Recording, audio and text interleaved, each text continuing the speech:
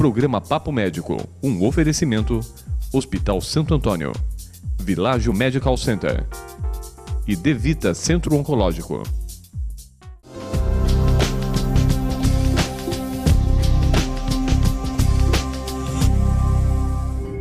Hoje aqui no Papo Médico teremos a presença da psicóloga clínica Tatiana Viana para falar de um tema de total utilidade pública, a dependência química.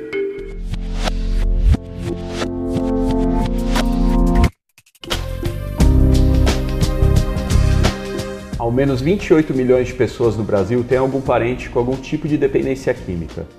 Tatiana, como que a família faz para reconhecer em casa que existe algum parente ali com alguma dependência química?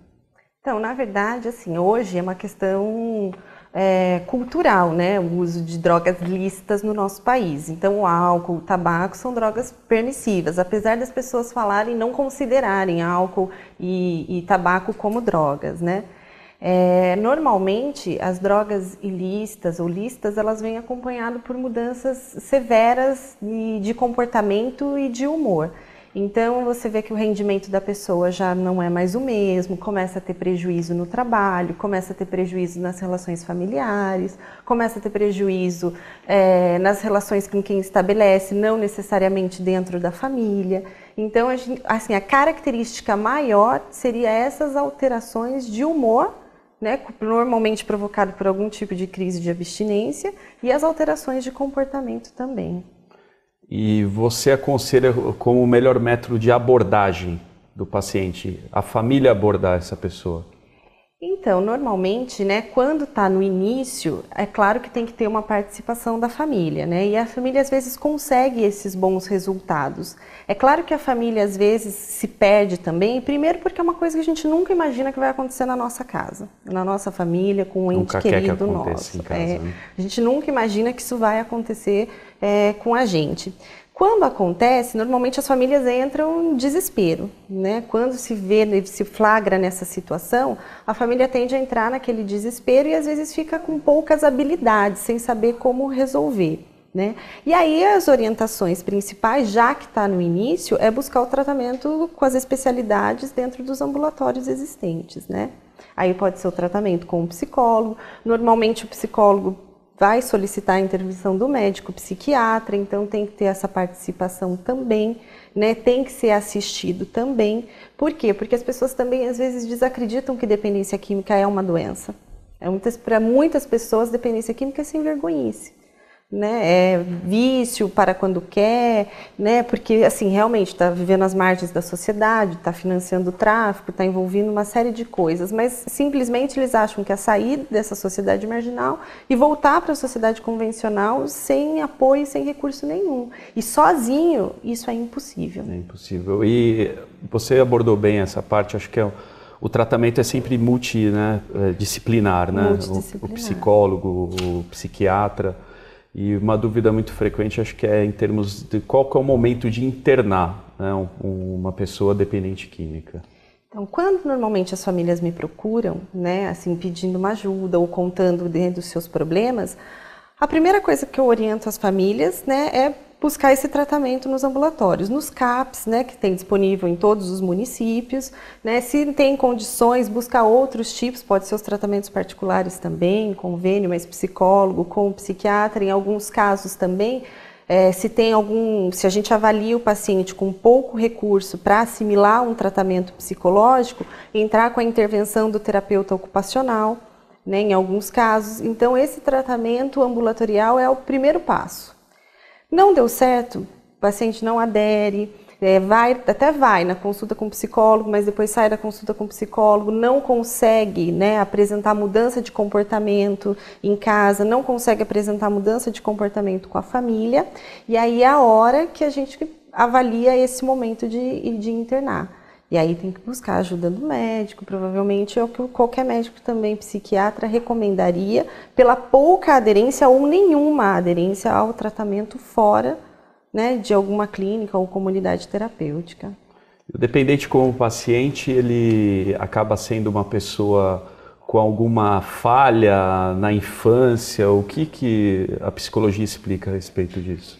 Então, existe o que nós avaliamos, pode ser que existe talvez alguma comorbidade. O que a gente avalia? Se já existiu uma doença de base que provavelmente não foi tratado e que levou ao desenvolvimento da dependência química, ou se com o uso, né, da substância e o desenvolvimento da dependência química, o paciente veio a desenvolver algum outro tipo de comorbidade. Né? Então, a gente, na verdade, nunca sabe. Normalmente, quase que assim, 100% dos casos que eu já atendi, tinha algum membro da família que já era dependente anteriormente, né? Pai, avós, né? Primos, enfim, tinha alguém já na família que já tinha. Não necessariamente, por exemplo, o pai é dependente do tabaco. Isso não significa que o filho vai ser dependente do tabaco. Pode ser que o pai seja dependente do tabaco e o filho venha desenvolver uma dependência pela cocaína. Né? Mas isso é muito comum, normalmente já tem um histórico familiar, né? Uma história de abandono. Tem uma psicóloga no Rio de Janeiro, né? Cujo nome eu não me lembro agora, mas ela tem uma tese de mestrado que defende isso, né? Uma dissertação de mestrado, onde diz que sim, praticamente 100% dos dependentes químicos têm dificuldade com a figura paterna. Né? Tem ou a ausência do pai ou dificuldade nesta relação com o mesmo. Alguma coisa que veio da formação mesmo, né, lá da infância, né, uma falha, né, podemos falar assim, uma falha que ocorreu na criação, né, na educação dessa pessoa. Que é muito comum, assim, ou os pais são super protetores, excessivamente protetores, e aí quando o filho consegue ter o mínimo de liberdade, acaba confundindo liberdade com libertinagem, né, e aí é quando faz essas escolhas erradas. Né? Ou que os pais não conseguiram colocar limites nenhum. Deixa a pessoa fazer o que quer, não tem horário, nas casas não tem regras, né? Muitos eu percebo que o filho sai a hora que quer, entra a hora que quer, não tem um acordo com a família não concorda, porém também não pune. Né? Por esse motivo que a dependência química também é chamada uma doença da família. Acaba tomando grandes proporções, né? Normalmente o que acontece, as famílias tendem a adoecer junto com o paciente.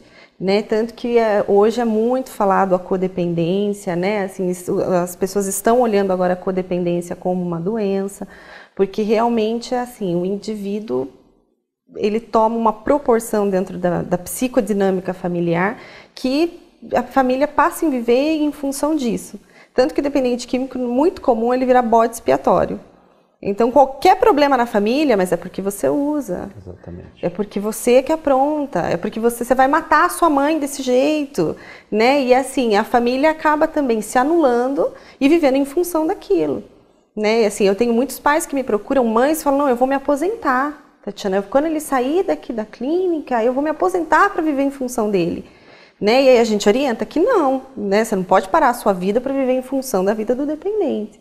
Então, isso é muito comum, isso acaba tomando proporções, muitas famílias, muitas mães, muitos pais tendem a desenvolver um quadro depressivo, aí também precisa da ajuda do médico psiquiatra, fazer uma intervenção medicamentosa. Um tratamento familiar mesmo. Para conseguir se reestruturar e ter um mínimo de habilidade para lidar com a situação. Em relação às drogas ilícitas, qual seria a mais comum no seu dia a dia no consultório como uma pessoa dependente? A mais comum é a maconha. Né? Até porque normalmente é muito difícil um paciente dar início ao uso de algum tipo de substância começando direto com as químicas, né? Crack, cocaína. A grande maioria tem a maconha como porta de entrada para o uso de outras drogas e aí mesmo assim às vezes entra nas outras drogas, mas permanece no uso da maconha. Permanece no uso da maconha. Até porque assim, a maconha ela tem um poder, além do físico, um poder psicológico muito grande. Tanto que as pessoas que usam maconha, elas tendem a criar rituais. Então é um para acordar, eu falo, é um para tomar banho, um para antes de almoçar, um para depois que almoçou. Eles vão criando rituais. É como se fosse uma muleta na vida do dependente, né? Ele usa sempre que ele vai fazer algum tipo de atividade. E em segundo lugar, seria a cocaína? Então, hoje o crack tomou proporções maiores do que a cocaína, né? O crack tomou proporções maiores por ser uma droga bem mais barata, né? Um custo muito baixo. Né? Em Sorocaba aumentou muito o número de usuários também. E o crack, além do valor, né, pelo o forte poder de dependência que ele tem. Então, algumas pessoas não têm o custo para bancar, né, para sustentar o vício da cocaína. Então, acaba aderindo ao crack e ela é uma droga que, como ela chega mais rápido ao cérebro, ela tem maior poder de dependência, de viciar. Então, ela acabou tomando proporções bem maiores hoje. E o crack antigamente era utilizado por uma classe, né, mais baixa. Hoje em dia já atingiu a classe média, né? Classe B, classe A, né? Hoje em dia não tem mais esse tipo de relação do crack, infelizmente, com esse tipo de população. Hoje ele tomou uma grande proporção.